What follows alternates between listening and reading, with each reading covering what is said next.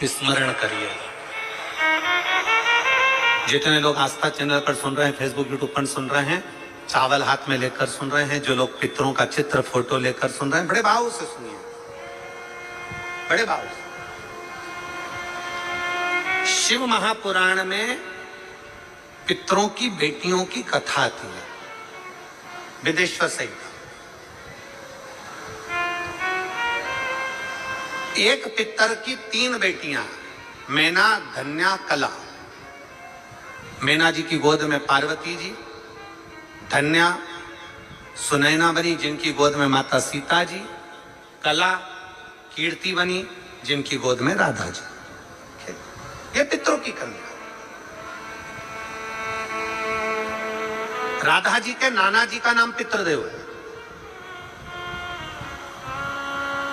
सीता जी के नाना जी का नाम अगर देखा जाए तो पितृदेव का वर्णन है, पार्वती जी के नाना जी का नाम आएगा तो पितरों का वर्णन आएगा, क्योंकि पितरों की 3 बेटियां हैं, मैना, धन्या और कला।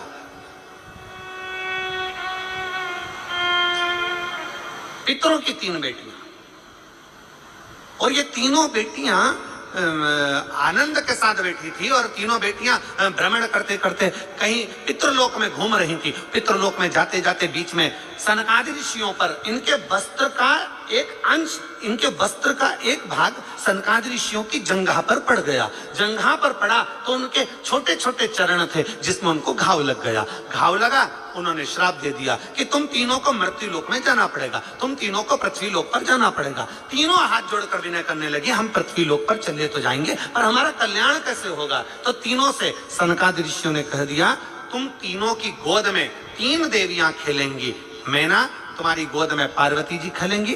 धन्या, तू सुनैना बनेगी, तेरी गोद में सीता जी खेलेंगी। कला, तू कीर्ति बनेगी, तेरी गोद में राधा जी खेलेंगी। ये 3 देवियां संसार का कल्याण करने वाली होंगी, तो तुम्हारा भी कल्याण अपने आप हो जाएगा, तुम्हारा भी। अब ये कथा तो अपन सुनते हुए आए कि पितरों की 3 बेटियों का। अब कथा आती है एक बब्रहाज नामक सुंदर लोक है पितरों का।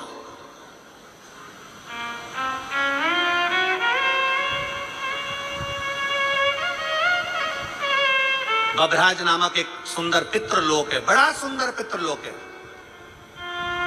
जहां पर पितरों के स्वामी आर्यमा अपने एक मित्र, अपने एक भाई के साथ में विराजमान।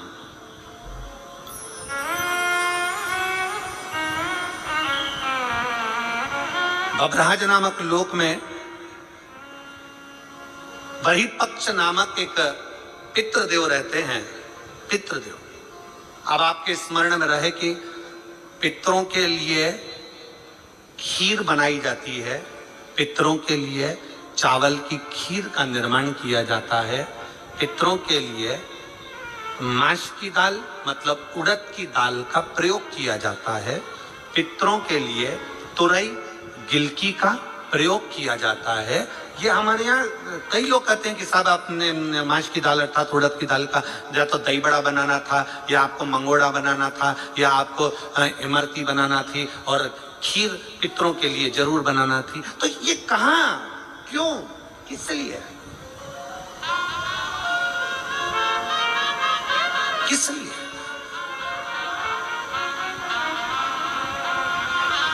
शिव महापुराण की कथा कर रही है।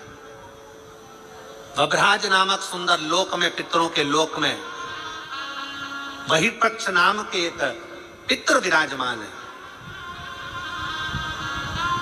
ये बहिपक्ष पहले पितृ नहीं थे, और ये भगवान शंकर की भक्ति में इतने तल्लीन रहते थे कि भगवान शंकर इन पर प्रसन्न हो गए। इन्होंने अपने जीवन काल में हर महीने जो शिवरात्रि आती है, ऐसी कोई शिवरात्रि नहीं छोड़ी जिस शिवरात्रि पर शंकर का अनुष्ठान ना किया, अर्थात शिव का अभिषेक ना किया, शंकर भगवान की भक्ति ना करी। और कितने किस्मत वाले हो जे नांदगांव वालों, अरे महाराष्ट्र वालों, नांदगांव वालों को मैं बहुत बहुत साधुवाद देता हूं कि आप जिस कथा को श्रवण कर रहे हो पितृपक्ष में, इसी पितृपक्ष के अंतर्गत 30 तारीख को मासिक शिवरात्रि इस पितृपक्ष की पड़ेगी और आप और हम सब कथा के रसतत्व में बैठे। कितने किस्मत वाले, भाग्यशाली, यह आपके भाग्य की सराहना है आपको।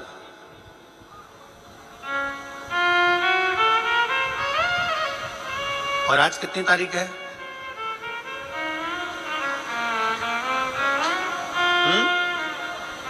27।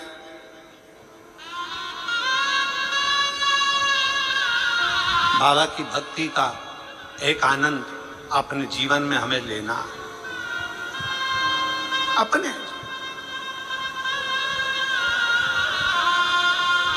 बरी पक्ष शिव की भक्ति में लगे रहते थे, पंचाक्षर मंत्र, षडाक्षर मंत्र का प्रयोग करते थे। ओम नमः शिवाय, ओम नमः शिवाय, ओम नमः शिवाय। लगे भगवान, वही पक्ष भगवान शिव की भक्ति में लगे हुए थे। इतनी भक्ति करी, इतनी भक्ति करी कि देवाधिदेव महादेव प्रसन्न हो गए। वर मांग, तुझे क्या चाहिए? प्रभु, जो दुनिया का सबसे सुंदर लोक हो वो मेरे को दे दे। जो दुनिया का सबसे सुंदर लोक। कई लोग कहते हैं गुरुजी हमारा दुख नहीं कट रहा, हम बड़े तकलीफ में, हमारा दुख नहीं कट रहा, हमारा दुख बड़ा परेशान करे जा रहा है, हमारा दुख नहीं कटता, हमारा दुख नहीं कटता, हमारा दुख समाप्त नहीं होता। हमारा निवेदन है, जब रावण, हमारे लोग कहते हैं हमारी समस्या समाप्त नहीं हो रही, हमारी समस्या खत्म नहीं हो रही। हम कहते हैं जब रावण, कंस, हिरण्यकशिपु, हिरण्याक्ष आदि जितने भी हैं असुर, जब